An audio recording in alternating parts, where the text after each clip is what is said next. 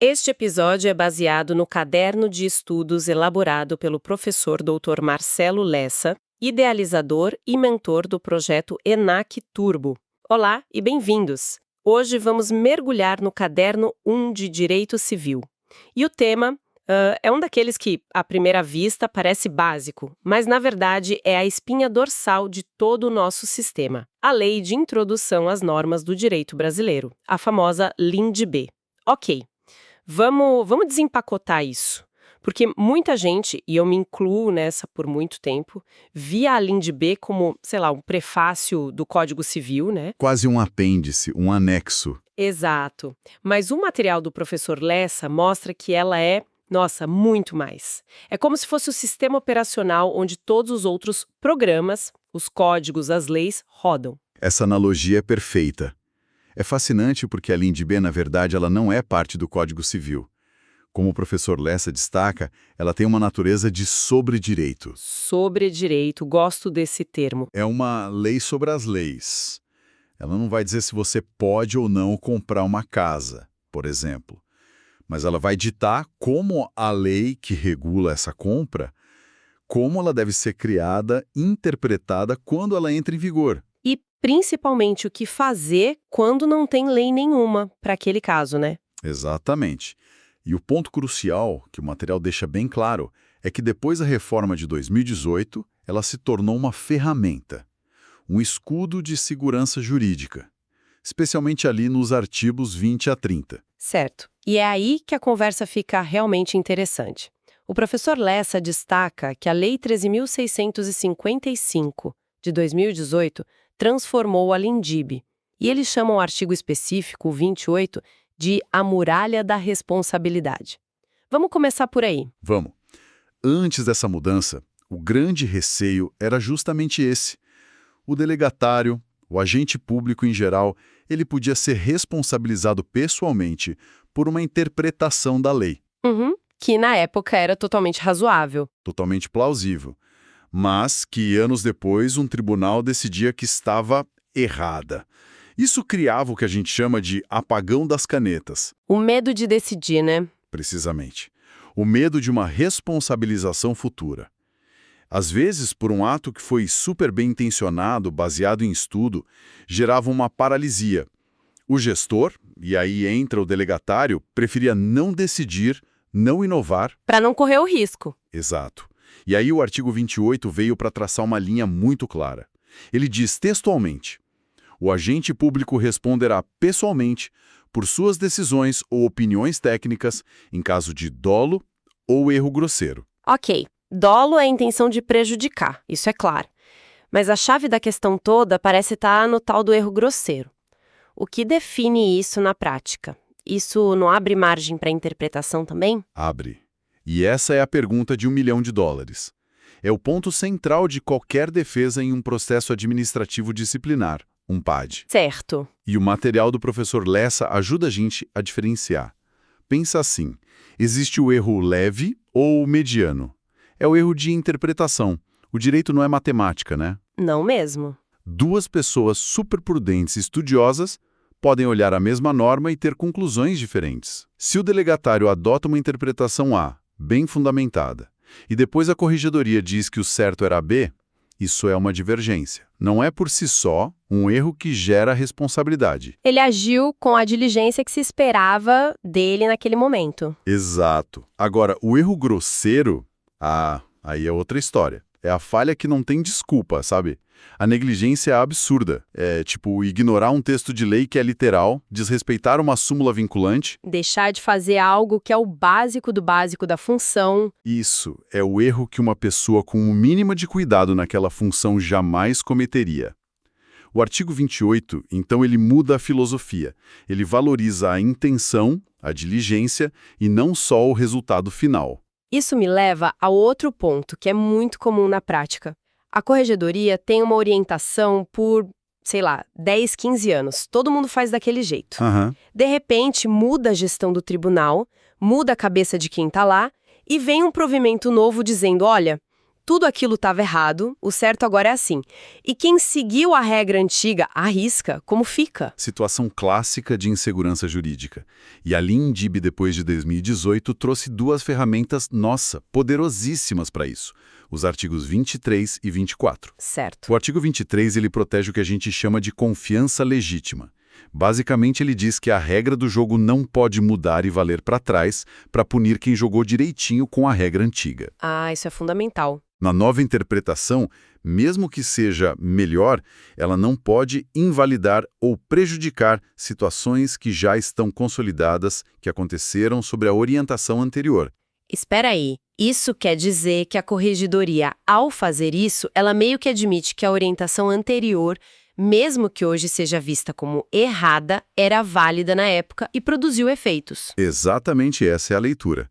Valida os atos e, principalmente, protege o agente que agiu de boa fé, confiando no órgão de controle. E aí vem o artigo 24 para complementar. Que é o regime de transição. Perfeito. Ele exige que, ao mudar uma orientação que já estava consolidada, a autoridade cria um regime de transição. Não dá para publicar a regra nova na sexta e querer que na segunda-feira todos os cartórios do Estado já estejam operando 100% no novo formato. Tem que ter um prazo para se adaptar, para treinar a equipe. Para ajustar sistemas, para tudo. É uma questão de lealdade institucional, de previsibilidade. A evolução do direito não pode ser um atropelo para quem está na ponta aplicando a norma. E ainda nesse tema dos órgãos de controle, o material do professor Lessa destaca muito o artigo 20, a tal da motivação consequencialista. A ideia de que não basta mais o juiz ou o corregedor chegar e falar anule-se. Sim, e essa talvez seja uma das mudanças mais profundas e mais difíceis de implementar na prática. O artigo 20 exige que toda decisão, seja ela administrativa, judicial ou de controle, não só se baseie na lei, mas também, e aqui está o pulo do gato, indique as consequências práticas daquela medida. Um estudo de impacto, quase. É isso. Quem decide não pode mais ficar só no plano abstrato do é legal ou é ilegal.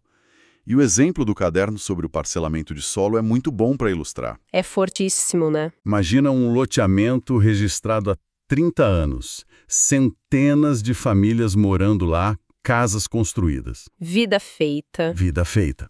Aí, uma nova análise da corregedoria aponta uma falha formal, lá no início de tudo. Pela lógica antiga, a solução era simples. Nulo de pleno direito. Anule-se tudo. O que geraria um caos social absoluto. Um caos social, econômico, registral. Com o artigo 20, o corregedor não pode mais fazer isso. Ele precisa motivar a decisão dele mostrando concretamente que a consequência de anular tudo aquilo, deixar as famílias no limbo, destruir o valor dos imóveis, que essa consequência é, na prática, melhor e gera mais segurança jurídica do que a alternativa. Que poderia ser manter o registro e buscar uma regularização, por exemplo. Exatamente. A motivação agora precisa ser 360 graus. O decisor tem que colocar na balança. Ok, anular vai gerar X em perdas e um problema social para Y pessoas. Manter e regularizar, apesar da falha, preserva o direito de Z pessoas e tem um custo menor. É uma barreira contra aquele decisionismo puramente formalista, sabe? Certo, então a LINDB é um escudo, já entendemos bem essa parte. Mas ela também é uma caixa de ferramentas, né? Para o dia a dia, para quando o delegatário pega um problema novo, uma situação que a lei não previu, ele não pode simplesmente não decidir. E essa é a beleza do sistema. A LINDB não só protege, ela orienta, ela dá o caminho. É aí que entra o artigo 4º, que é a ferramenta de construção. Ele diz que, na ausência de norma, ou seja, diante de uma lacuna, o caso vai ser decidido pela analogia, pelos costumes e pelos princípios gerais de direito. E o material do professor Lessa traz exemplos que mostram como isso já era uma prática, né? Sim, exemplos ótimos. Pensa na dissolução de união estável em cartório. Por muito tempo, não tinha lei expressa para isso. O que os tabeliães fizeram? Analogia. Se podemos fazer o divórcio, que é um mais, por que não a dissolução da união estável, que é um menos? Aplicando as mesmas regras. As mesmas regras. Outro caso. A retificação de nome e gênero de pessoas trans.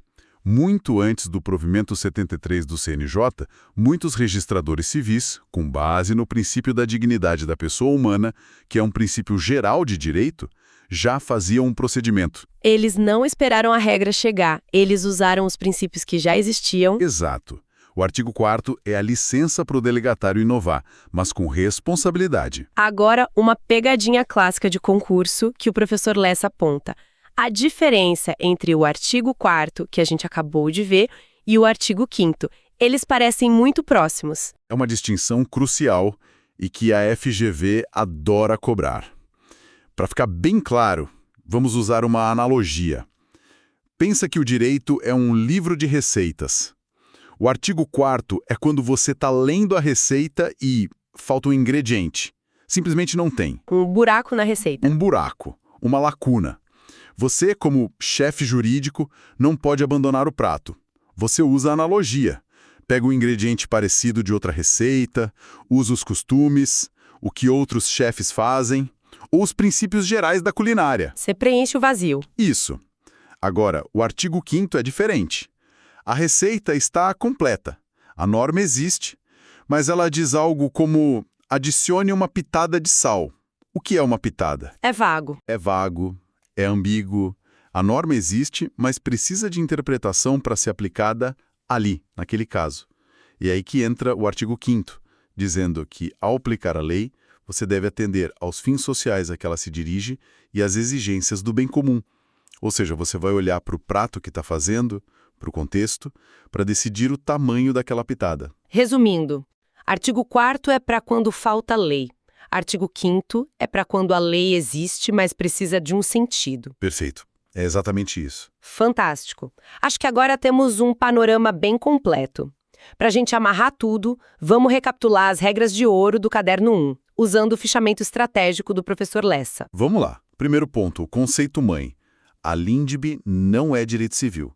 Ela é sobre direito. Uma lei sobre como aplicar todas as outras leis. Segundo, o mantra de defesa do delegatário. Responsabilidade pessoal só com dolo ou erro grosseiro. Erro de interpretação bem fundamentado não gera punição. Artigo 28 na veia. Terceiro, as decisões dos órgãos de controle precisam de motivação consequencialista.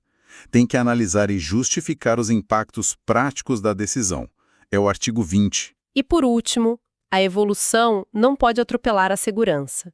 Mudança de entendimento exige respeito à confiança legítima de quem seguiu a regra antiga e, obrigatoriamente, um regime de transição. Artigos 23 e 24. Essas são as 4 vigas mestras que sustentam a nova LINDB e a segurança jurídica hoje. E para fechar essa síntese, a frase de impacto do material que resume tudo brilhantemente. Como destaca o professor Lessa, a LINDB não é direito civil, é uma norma de sobredireito. Ela ensina o juízo fiscal e o delegatário a como aplicar o direito. Levanta uma questão para quem nos ouve pensar. A gente viu como esses artigos são o escudo de defesa. Mas a pergunta é, será que eles são só um escudo? Ou será que esses princípios, motivação consequencialista, proteção à confiança, podem ser usados de forma ativa, sabe? Proativa. Não só para se defender, mas para fundamentar atos inovadores que tragam ainda mais segurança e eficiência para o dia a dia da serventia. Uma excelente pergunta para reflexão. Usar a lei não só como defesa, mas como impulso para inovar com segurança. Fica o desafio. Podcast produzido a partir do conteúdo do projeto ENAC Turbo, sob autoria e orientação do professor Dr. Marcelo Lessa. Se esse conteúdo ajudou, não esqueça de se inscrever no canal e ativar o sininho das notificações. Assim o YouTube avisa imediatamente assim que o próximo resumo for liberado. E claro, deixe nos comentários qual outro caderno ou tema gostaria de ver por aqui. A participação de todos constrói o nosso conteúdo. Até a próxima!